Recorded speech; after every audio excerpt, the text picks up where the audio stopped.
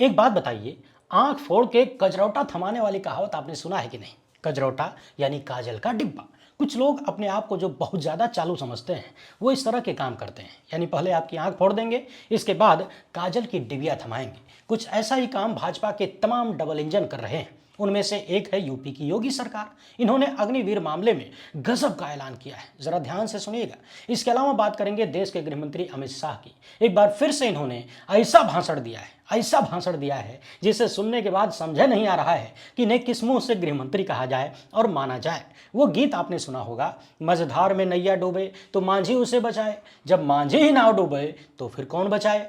अमित शाह एक बार फिर से अपना फेलियर फार्मूला यूज करने लगे हैं, मगर गिरने की सारी हदों को पार कर दिया है। मसला बहुत गंभीर है, आप सभी के लिए सच को जानना जरूरी है। ऐसा लगता है कि तमाम भाजपाई देश की जनता को अव्वल दर्जे का मूड समझते हैं। इसके साथ ही महत्वपूर्ण चर्चा करेंगे भारत के वर्तमान चीफ जस्टिस बी.आर. गवई की, जिन्होंने तमाम भाजपाइयों के सामने, यूपी के मुख्यमंत्री के सामने और होने वाले चीफ जस्टिस के सामने बैठकर संविधान का पाठ पढ़ाया है। वक्फ संशोधन मामले पर अभी फैसला आया नहीं है, मगर उसके पहले ही चीफ जस्टिस का ये बयान सुनने लायक है। लोग अलग अलग तरह से इसकी चर्चा करने लगे हैं, क्योंकि ये बयान अपने आप में वक्फ संशोधन मामले को कहीं ना कहीं ठीक ठाक लेवल पर प्रभावित कर सकता है। क्योंकि सारी लड़ाई जिस बात को लेकर है, उसी मामले पर चीफ जस्टिस ने एकदम आसान भाषा में दूध का दूध पानी का पानी कर दिया है। वीडियो को आखिर तक देखिएगा। पहली बार है तो चैनल को सब्सक्राइब करके घंटी बजा दीजिएगा टन से।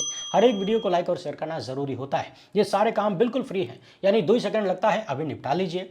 इसके अलावा आपको मालूम है कि हम किसी धन्ना सेठ या राजनीतिक दल के दम पर नहीं चलते, तभी उन मुद्दों पर खुल के बात हो पाती है जिन्हें छुपाने के लिए गोदी मीडिया और उसके लपट झंडिसों को पैदा किया गया है। हमारा काम पसंद आता हो तो इस क्यूआर कोड या फिर मोबाइल नंबर का प्रयोग करते हुए जो भी हो सके आर्थिक सहयोग भेजने का प्रयास जरूर करें। बहुत बहुत धन्यवाद। अब सबसे पहले बात कर लेते हैं आंख फोड़ के कजरौटा गिफ्ट करने वाली, यानी दैनिक भास्कर की खबर बता रही है कि यूपी में अग्निवीरों को उम्र में 3 साल की छूट दी जाएगी और पुलिस तथा पीएससी में 20% आरक्षण दिया जाएगा। यानी अग्निवीर जब 4 साल की नौकरी के बाद सेना से बाहर कर दिया जाएगा तो उत्तर प्रदेश में पुलिस और पीएससी में 20% आरक्षण मिलेगा तथा उम्र में भी 3 साल की छूट। यानी पुलिस, सिपाही, घुड़सवार, फायरमैन, पीएससी का सिपाही जैसी जो सीधी भर्तियां होती हैं, उनमें 20% का आरक्षण दिया जाएगा। अग्निवीर का पहला बैच 2026 में रिटायर होने वाला है। अब समझने वाली बात यह भी है कि इससे पहले सीआईएसएफ, बीएसएफ ने 10%, हरियाणा में 10%, उड़ीसा में भी 10% आरक्षण का ऐलान किया गया अग्निवीरों के लिए। उत्तर प्रदेश ने कह दिया कि हम भैया 20% देंगे, हम सबसे बड़का जो है, बाकी लोग 10% देंगे तो हम 20% दे देंगे। मगर सवाल यह है कि बात चाहे आरक्षण की हो या फिर उम्र में छूट देने की, ये सब दे के आप करेंगे क्या जब नौकरी नहीं देंगे? पता लगाइए उत्तर प्रदेश में कितने कितने वर्षों के गैप पर भर्तियां हो रही हैं। यूपी के नौजवान जवानी से पहले ही टेंशन में बुढ़ौती के शिकार हो रहे हैं और सरकारें नौकरी देने की बजाय कभी आरक्षण तो कभी उम्र में छूट का ऐलान करके ताली बजवा लेती हैं। देसी भाषा में इसे ही कहते हैं आंख फोड़ के कजरौटा दान करना। सेना में लंबी उम्र तक लोगों को नौकरी मिला करती थी, उसे 4 साल की अल्प बेरोजगारी वाली बीमारी लगा दी गई, युवाओं का जीवन असमंजस में फंसा दिया और अब कजरौटा दान कर रहे हैं। ये आरक्षण, वो परसेंट। बधाई हो भैया यूपी वालों, बजाओ ताली। वैसे भी देश के युवाओं को अब नौकरी की जरूरत कहाँ है? जहां देखिए वहां कुछ भी कर रहे हो, खाते पीते सोते जागते हाथ में मोबाइल रहता है। आईपीएल चल रहा है और उसी में सट्टेबाजी भी चल रही है। यानी जिन हाथों में रोजगार लेने देने की ताकत होनी चाहिए, उन हाथों में जुआ थमा दिया गया है। सब जुआ खेलने में मस्त है। दिन रात देश के युवा सट्टा खेल रहे हैं। जिसके पास जितने का जुगाड़ हो जाता है, उधार लेके, कर्जा लेके, उतने का सट्टा खेलने में बिजी है। सट्टा खिलवाने वाली कई कंपनियों ने हमसे भी संपर्क साधा, बहुत लंबा लंबा पैकेज देने का वादा करते हैं। ये लोग कहते हैं कि एक बार प्रमोट करिए और लाखों कमाइए, कुछ करना नहीं है। हमने दूर से उन लोगों का हाथ जोड़ लिया, भैया हमसे न हो पाएगा। यदि मैं अपनी जबान से देश के युवाओं का कुछ भला नहीं कर सकता तो बुरा करने का कोई नैतिक अधिकार मुझे नहीं है। मगर सवाल तो सरकार से है, जो देश के करोड़ों नौजवानों को सट्टा की आग में झोंक रही है, उनका जीवन, उनका परिवार बर्बाद कर रही है, तबाह कर रही है। और नौजवान इस काबिल है ये नहीं है कि वो अपना भला बुरा समझ पाए, क्योंकि काबिल बनने ही नहीं दिया गया। काबिल बन जाएंगे तो नेताजी की रैलियों में झंडा कैसे उठाएंगे, और काबिल बन जाएंगे तो विश्वगुरु और गृहमंत्री अमित शाह की झूठी बातों पर ताली कैसे बजाएंगे। ये नेता लोग उनको टोपी कैसे पहना पाएंगे। देखिए ना, अभी जब झारखंड में चुनाव था तो गृहमंत्री अमित शाह समेत तमाम भाजपाई जाकर कह रहे थे कि यहाँ बांग्लादेशी घुसपैठी आ गए हैं, आदिवासियों का हक छीन रहे हैं, झारखंड की जनता का अधिकार लूट रहे हैं। अब जो जागरूक लोग थे वो पूछ रहे थे कि भैया झारखंड की सीमा तो किसी अन्य देश से लगती नहीं है और केंद्र में है सत्ता भाजपा की, तो भाजपाइयों आप बताइए घुसपैठिया कैसे झारखंड तक पहुंच गया। इसके बाद आपने देखा गुजरात में बांग्लादेशी घुसपैठियों के नाम पर अपने ही देश के लोगों को पुलिस ने पकड़ा। उनके पास तमाम कागजात थे फिर भी पकड़ लिया, रोड पे घुमाने लगे। मगर चूंकि ज्यादातर लोग गरीब थे और गरीबों का तो कोई आत्मसम्मान होता ही नहीं है, ये मैं नहीं कह रहा हूं, ये देश की स्थिति कह रही है। वरना दम है तो किसी धन्ना सेठ को, देश के बड़े बड़े अधिकारियों को, देश के जजों को, नेताओं को बांग्लादेशी बताकर सड़क पे घुमा के दिखा दीजिए, पता चल जाएगा। मगर गुजरात में ज्यादातर लोग गरीब थे तो उन्हें सड़क पर परेड करा दिया, उनकी फोटो घुमाई गई, बेइज्जत किया गया, उन्हें विदेशी करार दिया। बाद में पता चला कि 90% तो भारतीय ही हैं। बहरहाल गुजरात में भी कई दशक से भाजपा की सरकार है, मगर यदि कोई घुसपैठ हुआ तो भाजपाइयों के अनुसार कांग्रेस जिम्मेदार है। झारखंड में भाजपा के लोग घुसपैठिया घुसपैठिया चिल्लाते रहे मगर कोई लाभ नहीं मिला, यानी सरकार नहीं बनी। इस मुद्दे का कितना लाभ भाजपा को मिला वो हमको नहीं पता है, मगर फिलहाल की कहानी ये है कि अमित शाह बंगाल में जाकर फिर से इसकी टोपी उसके सर करने लग गए हैं। कह रहे हैं कि बंगाल का चुनाव देश की सुरक्षा से जुड़ा है। अब बताइए, गजब का सिस्टम है भाई। देश में कुल मिलाकर लगभग 3 दर्जन स्टेट हैं। हर स्टेट में जब चुनाव होगा तो वो देश की सुरक्षा से जुड़ा होगा। और यकीन मानिए भाजपा का सिस्टम तो ये है कि गांव के मुखिया का चुनाव भी हो रहा है तो वो देश की सुरक्षा से जुड़ा है, बीडीसी का चुनाव है तो वो भी देश की सुरक्षा से जुड़ा हुआ है। इंतजार करिए, बहुत जल्द ये लोग ये भी कह देंगे कि क्लास में अगर मॉनिटर का चुनाव है तो वो भी देश की सुरक्षा से जुड़ा हुआ है। मान लीजिए भाजपा वाले बहुत जल्द ऐसा ही भसड़ जाने वाले हैं। अमित शाह पश्चिम बंगाल में दावा कर रहे हैं कि ये ममता बनर्जी अपना वोट बैंक बढ़ाने के लिए घुसपैठ करवा रही हैं। सवाल ये है कि क्या ये लोग देश की जनता को इतना मंदबुद्धि समझ रहे हैं? बॉर्डर की सुरक्षा की जिम्मेदारी किसकी है? केंद्र सरकार की। केंद्र में सरकार किसकी है? भाजपा की। प्रधानमंत्री कौन है? नॉन बायोलॉजिकल विश्वगुरु। गृहमंत्री कौन है? अमित शाह, वही जो बंगाल में जाकर इसकी टोपी उसके सर कर रहे हैं। और ये भी दावा कर रहे हैं कि बंगाल में घुसपैठ को केवल कमल ही रोक सकता है, यानी भाजपा ही रोक सकती है, क्योंकि दीदी ने घुसपैठियों के लिए बॉर्डर की सीमाएं खोल दी हैं। सोचिए ये किस लेवल का झूठ है, कैसा फरेब है। सीमाओं की चाबी तो केंद्र सरकार के पास है, फिर ममता दीदी कैसे खोल देंगी भाई? मतलब बतौलेबाजी की कोई सीमा नहीं है। और ध्यान रखिएगा ये सारी बातें आपको टोपी पहनाने के लिए की जा रही हैं, यानी जनता को बरगलाने के लिए। जनता के साथ फ्रॉड है, वो भी सीधे सीधे दिन दहाड़े। आपको कितना नासमझ समझा जा रहा है खुद ही देख लीजिए। कुछ भी बोल दो लोग मान लेंगे, हालांकि भक्त मान लेंगे, लेकिन हम भक्तों के लिए वीडियो थोड़ी ना बनाते हैं। हम तो उनके लिए बनाते हैं जिनके पास बुद्धि है, जिनके भीतर सोचने समझने की क्षमता अभी बची है। और सुनिए, पश्चिम बंगाल में गृहमंत्री अमित शाह ने एक ऐसी बात भी कह दी जिसे सुनकर अपने आप में शर्म महसूस होती है, हद से ज्यादा शर्म महसूस होती है, आपको भी होगी। अमित शाह ने कह दिया कि पश्चिम बंगाल के मुख्यमंत्री ने अपने वोट बैंक को, मुसलमानों को खुश करने के लिए ऑपरेशन सिंदूर का विरोध किया। सोचिए इससे ज्यादा निकृष्टता की बात कोई हो सकती है क्या? अमित शाह यहां सिर्फ पश्चिम बंगाल के मुख्यमंत्री के खिलाफ झूठी और अपमानजनक टिप्पणी नहीं कर रहे, बल्कि देश के 20 करोड़ मुसलमानों की राष्ट्र प्रेम पर भी सवाल कर रहे हैं। अच्छा, आपको याद होगा अभी कुछ दिन पहले ही मैंने एक वीडियो में कहा था कि ऑपरेशन सिंदूर में देश में हिंदू मुसलमान जिस तरह से एकजुट रहे, मुसलमानों ने जिस तरीके से पूरे मुल्क में पाकिस्तान के खिलाफ प्रदर्शन किया, भारतीय सेना का समर्थन किया, उसके लिए दुआएं मांगी, नमाज के बाद पाकिस्तान मुर्दाबाद और हिंदुस्तान जिंदाबाद के नारे लगाए, पाकिस्तान के झंडे फूंके, इन सब से भाजपाई प्रोपेगेंडा को बहुत धक्का लगा था। अब चूंकि समय गड़बड़ था तो एकजुट दिखना दिखाना भी था। सेना की तरफ से भी इस तरह का प्रयास किया गया, खूब सराहना हुई, लेकिन सेना और देश की एकजुटता भाजपाई प्रोपेगेंडा के लिए ठीक नहीं है। तो उस समय बीजेपी के प्रोपेगेंडा का जो नुकसान हुआ, अब लगातार उसकी भरपाई की जा रही है। सोचिए गृहमंत्री कह रहे हैं कि मुसलमानों को खुश करने के लिए ममता बनर्जी ने ऑपरेशन सिंदूर का विरोध किया, यानी गृहमंत्री के अनुसार ऑपरेशन सिंदूर का विरोध करने से मुसलमान खुश हो जाएगा, यानी देश का विरोध करने से मुसलमान खुश हो जाएगा। वो मुसलमान जो इसी देश में रहता है, यहीं का खाता है और मर मिटने को तैयार है। अमित शाह ये बातें उस दौर में बोल रहे हैं जिस दौर में ऑपरेशन सिंदूर के तहत थी, यानी उसी दौरान हिमाचल के दिलावर खान, बंगाल के झंटू अली शेख और बीएसएफ के इंस्पेक्टर मोहम्मद इम्तियाज शहीद हुए। कर्नल सोफिया कुरैशी चर्चा में आई। क्या इन सब का अपमान नहीं है ये? क्या ये पूरे मुल्क का अपमान नहीं है? 20 करोड़ मुसलमानों का अपमान नहीं है? बेशर्मी की कोई सीमा नहीं रह गई है। सोचिए गृहमंत्री के पद पर बैठा व्यक्ति अपनी जिम्मेदारी जवाबदेही तय करने की बजाय, सवालों के जवाब देने की बजाय अपने ही मुल्क में आग लगा रहा है। देश के मुसलमान अपने राष्ट्र की रक्षा के लिए अपनी जान दे रहे हैं। जम्मू कश्मीर में पाकिस्तानी गोलीबारी में जितने लोगों की मौत हुई, जरा पता लगाइए उनमें से ज्यादातर किस मजहब को मानने वाले हैं। और तो और जो मरा उसको भी हमारे देश की गोदी मीडिया ने आतंकवादी दिखा दिया। वो तांगे वाला जिसने पहलगाम में भारत के हिंदुओं को बचाने के लिए अपनी जान कुर्बान कर दी, वो भी मुसलमान था। आतंकियों से लोहा लिया, वो मुसलमान था। क्या उसकी शहादत को सरेआम भाजपाई गृहमंत्री गाली नहीं दे रहे हैं? आज पहलगाम की घटना को लगभग 40 दिन से ज्यादा का वक्त बीत चुका है। 4 आतंकवादी थे, फरार हो गए।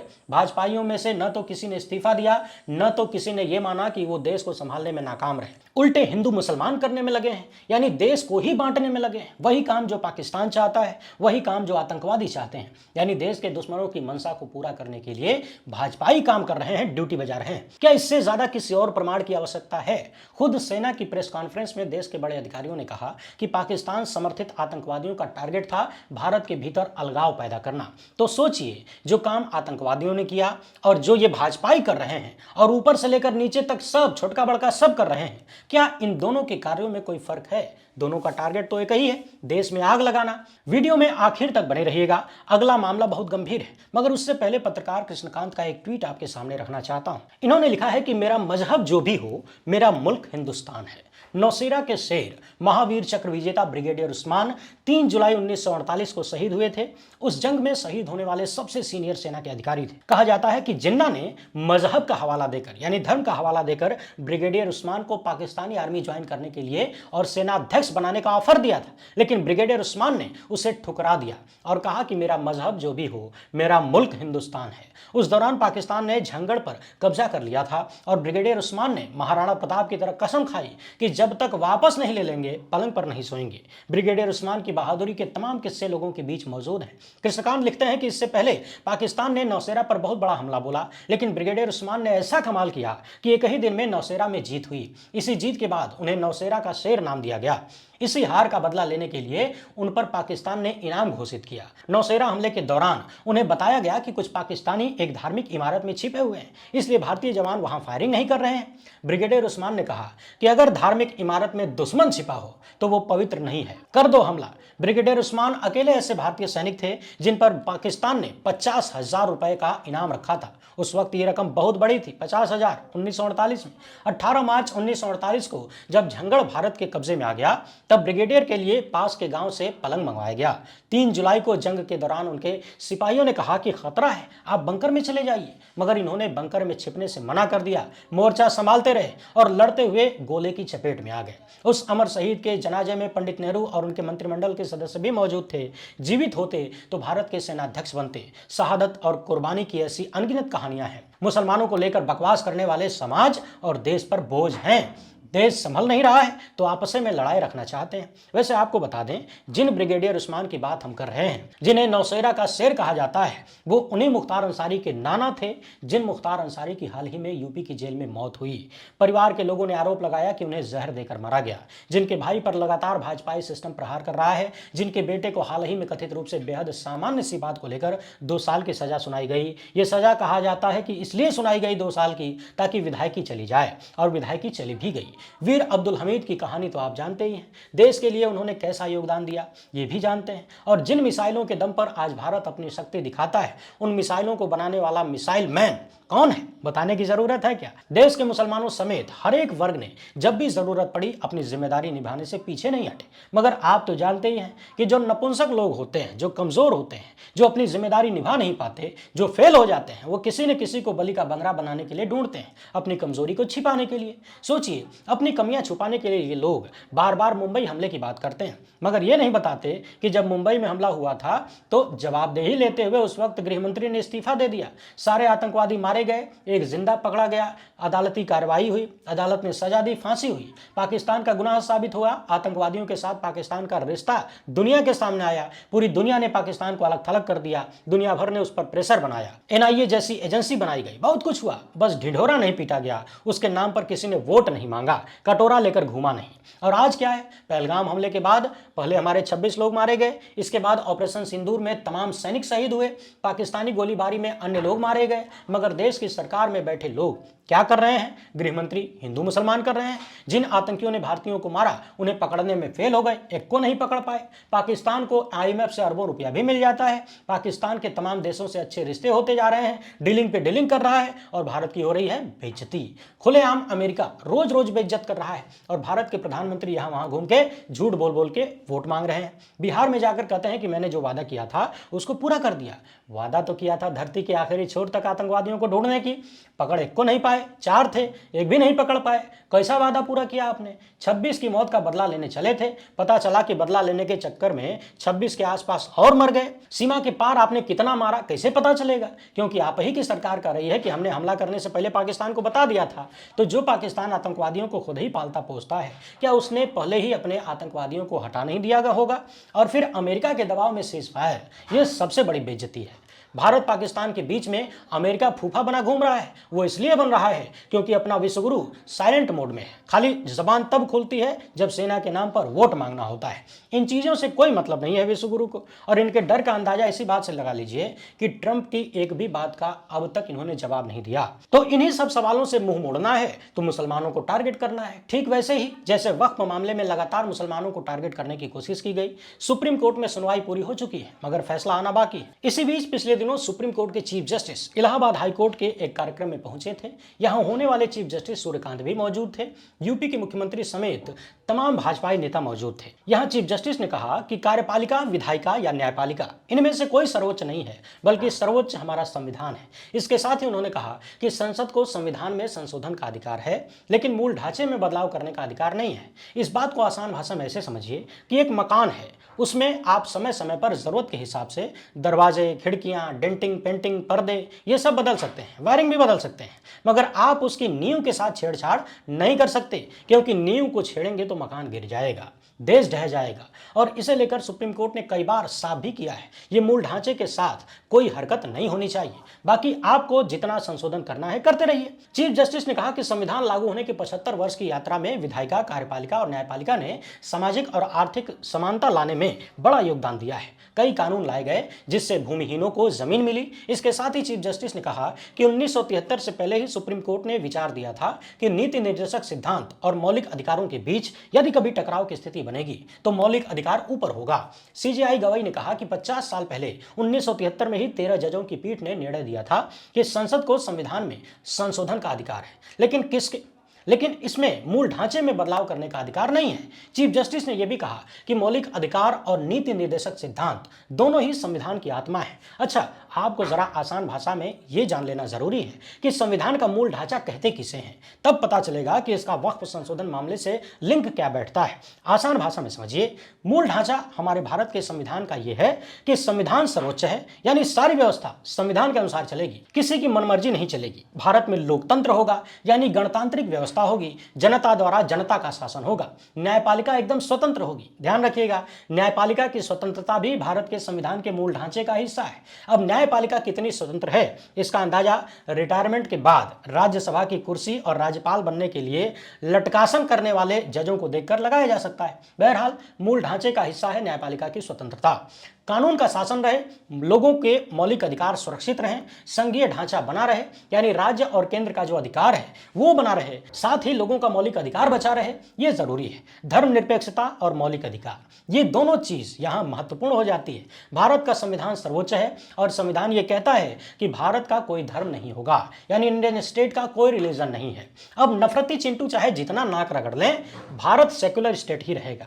आपको याद होगा, वक्फ संशोधन के खिलाफ जितनी भी याचिकाएं सुप्रीम कोर्ट में गईं, उनमें से कई में यह कहा गया था कि धार्मिक मामलों के तहत लोगों को जो मौलिक अधिकार मिले हैं, ये संशोधन उन सब का उल्लंघन है। कई याचिकाकर्ताओं ने कहा कि यह संशोधन अनुच्छेद 14 समानता के अधिकार का उल्लंघन है, 15 धर्म के आधार पर भेदभाव हो रहा है, अनुच्छेद 25 धार्मिक स्वतंत्रता का उल्लंघन है, और 26 धार्मिक प्रबंधन का अधिकार, उसका भी उल्लंघन हो रहा है। अनुच्छेद 21 जीवन के अधिकार का उल्लंघन है। अनुच्छेद 29 अल्पसंख्यकों के मामले में जो अधिकार है उसका उल्लंघन है। अनुच्छेद 301A का भी उल्लंघन कहा गया, जो कि पहले मूल अधिकारों के तहत ही आता था, बाद में इसे अलग कर दिया गया। अब चूंकि सत्ता पक्ष को भी मालूम है कि मौलिक अधिकारों का अतिक्रमण नहीं किया जा सकता, इसलिए बार बार सत्ता पक्ष की तरफ से यह तर्क दिया गया कि वक्फ यानी दान इस्लाम का महत्वपूर्ण हिस्सा नहीं है, जरूरी हिस्सा नहीं है, जबकि मुसलमानों ने साफ साफ कहा कि वक्फ करना इस्लाम का अभिन्न अंग है। सत्ता पक्ष कहती रही कि वक्फ धार्मिक संस्था नहीं है, इसका धर्म से कोई लेना देना नहीं है, मगर मुसलमानों ने बार बार कहा कि वक्फ धार्मिक मामला ही है, वक्फ धर्म से संबंधित चीज है। यानी याचिकाकर्ताओं की तरफ से बार बार यह कहा गया कि हमारी धार्मिक स्वतंत्रता, धार्मिक मामलों में प्रबंधन की स्वतंत्रता का उल्लंघन हो रहा है, और भी कई मौलिक अधिकारों का उल्लंघन है जो कि संविधान के मूल ढांचे का हिस्सा है। और अब चीफ जस्टिस ने तमाम भाजपाइयों के सामने बैठाकर कह दिया है कि संसद को संविधान में संशोधन करने का अधिकार है, लेकिन मूल ढांचे के साथ छेड़छाड़ करने का अधिकार नहीं है। अब देखना यह है कि आने वाले दिनों में वक्फ उस मामले पर कैसा फैसला आता है। उम्मीद है आपको वीडियो पसंद आई होगी, इसे ज्यादा से ज्यादा लोगों तक पहुंचाइएगा। पहली बार है तो चैनल को सब्सक्राइब कर लीजिए। हमसे जुड़ने के लिए बहुत बहुत धन्यवाद। जय हिंद।